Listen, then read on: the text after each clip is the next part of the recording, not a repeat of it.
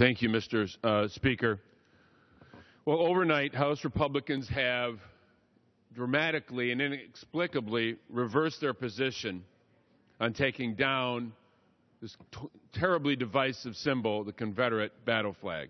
While they initially allowed House Democratic amendments to remove this symbol from our national parks, late last night they allowed an amendment on voice, which was challenged and now will be on the floor for a roll call later today, to keep, believe it or not, keep the Confederate flag as a symbol for sale and for display in America's national parks. And of course, this morning's headlines, their scathing headlines, tell it all.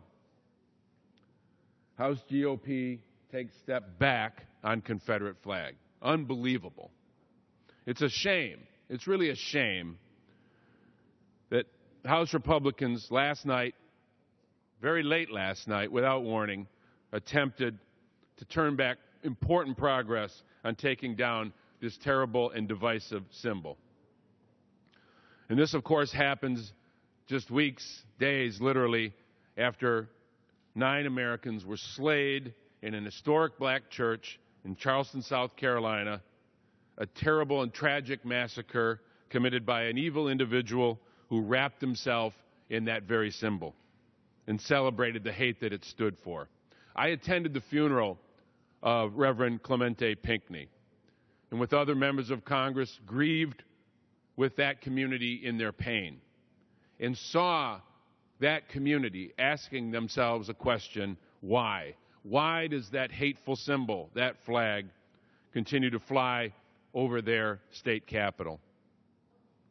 And so on the same day, the South Carolina legislature expressed the will of its people and the American people and voted overwhelmingly to take down this horrible symbol. On the same day that South Carolina voted to take down that hateful symbol, a member of this House of Representatives came to this floor and offered an amendment to preserve that symbol in America's national parks. What a shame.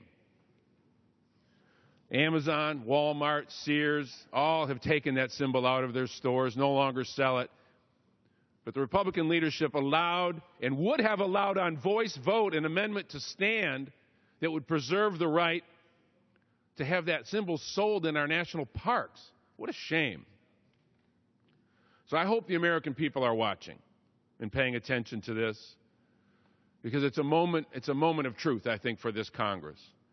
And I hope and I pray that Democrats and Republicans, I know the feelings of the Democratic caucus, we spoke about it this morning, but I hope we'll be joined by Republicans on the other side in turning back this awful amendment that would say horrible things about the progress that we hoped that we had made just in the last few weeks. So I ask Americans to join us, use social media, hashtag take it down, express yourself, join with us in rejecting this horrible symbol of hate.